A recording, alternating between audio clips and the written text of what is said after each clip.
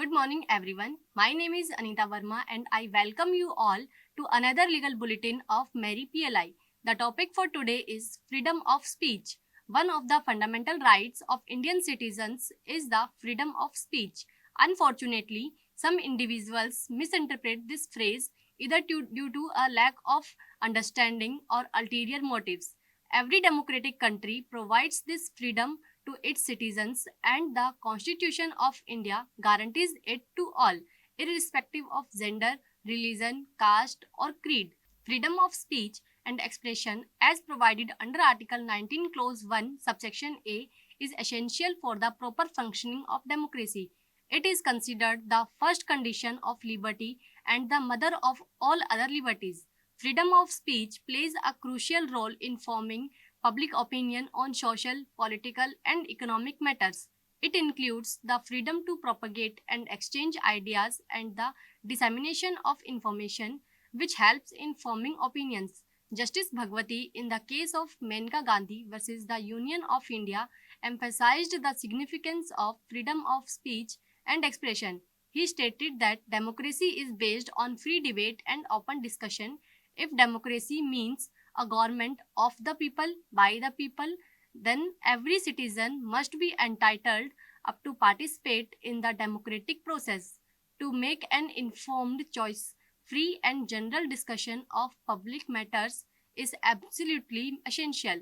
The freedom of speech and expression under Article 19, Clause 1, Subsection A includes the right to express one's views and opinions through any medium, such as spoken words, writing, printing, pictures, or movies.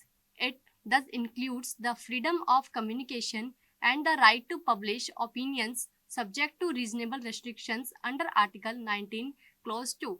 Indians are known for their secularism and for promoting democratic values worldwide. To preserve and celebrate democracy, enforcing freedom of speech in India is essential.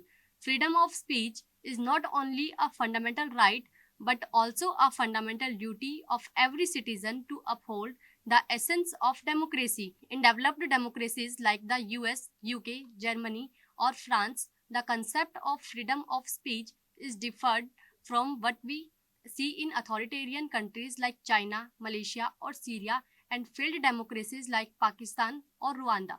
These systems failed because they lacked freedom of speech. A free press serves as a measure of freedom of speech in a country. A healthy, liberal, and strong democracy is reflected in a robust media presence, as the media is supposed to be the voice of the people.